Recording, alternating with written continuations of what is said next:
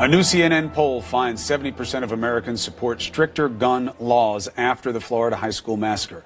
That's compared to 52% after the massacre in Las Vegas. An overwhelming majority also support a ban on semi-automatic rifles. But as we've seen many times in the past, public support for gun laws do not equate with action on Capitol Hill. Joining us now is Republican Congressman Scott Taylor. He has an A rating from the NRA. It's good to see you, sir. Good morning, Chris. Great to be with you. 70% of the people say do something. Will that be enough to motivate action from you and your colleagues on Capitol Hill?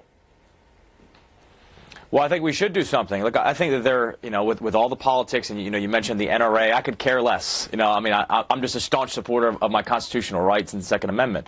But what I will tell you is, I think there's an equality of desire in the United States, both on the left and the right, to be able to prevent these things from happening. I think you can do things. I think that there will be action that's done. But I'm interested in things that actually have the ability to prevent some of these things, and some of the things that we can control, like school safety, like school security, like getting localities and states and the federal government together, listening to all sides and figuring out how we can protect our most precious resource, our children.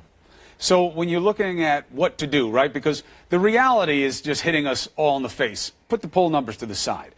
The only metric that changes the evaluation of the United States from all of our allies and places around the world is our system of access to weapons and how many that we have. That's why we lead in gun deaths and mass shootings. So the question becomes, well, what can you do? School safety, it's on the table. I understand that.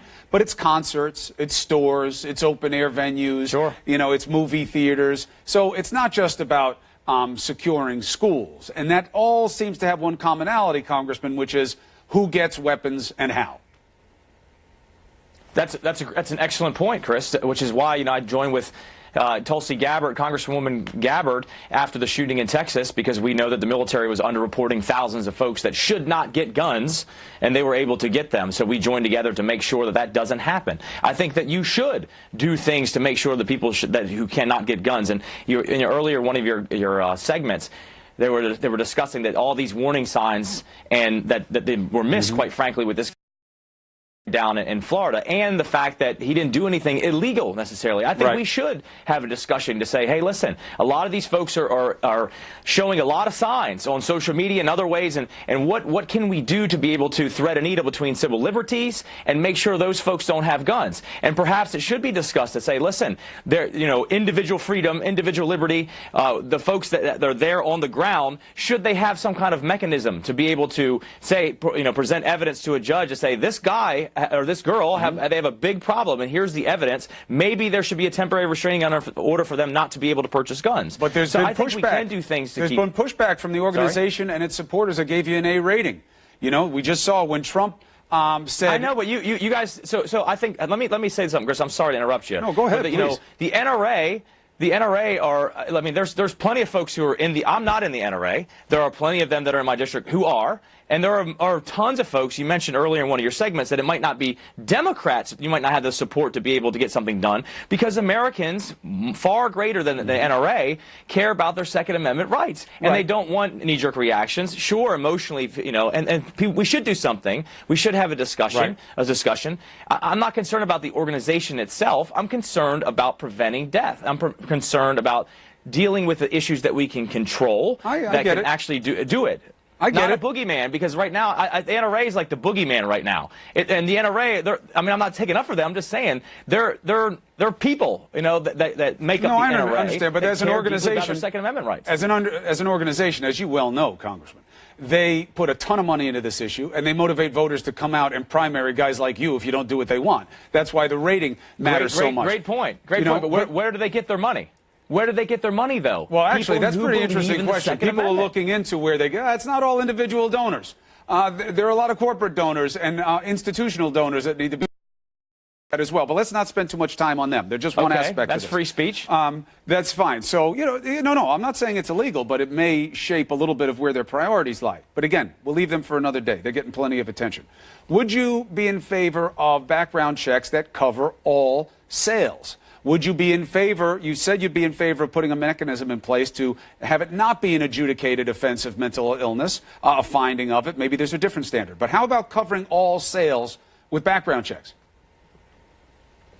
So what I am in favor of is a stronger background check, one that takes into account, like I said, social media, other things potentially. I don't know exactly how that looks like. I don't have the exact answer, but I'm willing to listen to all sides to figure out how we make it stronger to make sure that folks that should not get guns don't get them. I don't know how you do. But what about a check, all like, sales? Chris, All sales is a pretty simple way to put it. I was going to say, if you want to sell your gun to your son or give it to his son, how do you actually enforce that?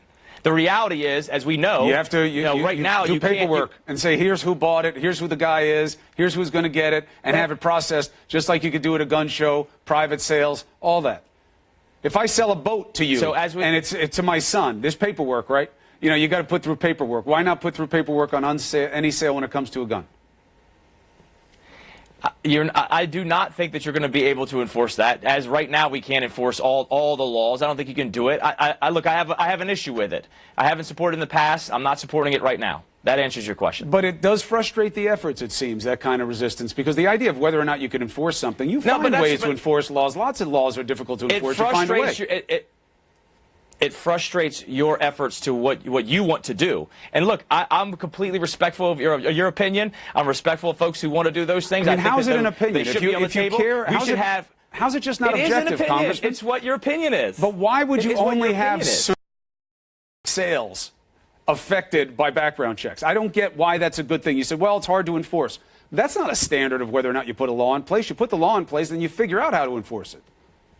I'm not supportive of universal background checks. I'm not supportive of it, Chris. So because you can't enforce it, or something else? No, I'm not supportive of it. Why? And because you disagree. No.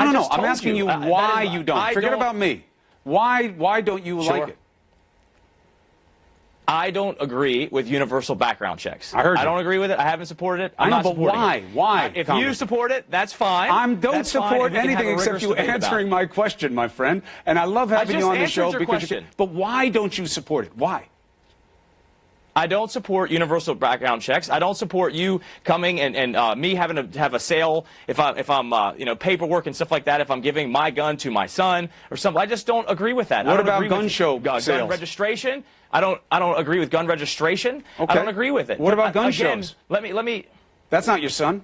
What about gun shows? Well, when there are gun shows and it's private sellers and they're not gun shops who have different responsibilities on them, why wouldn't they?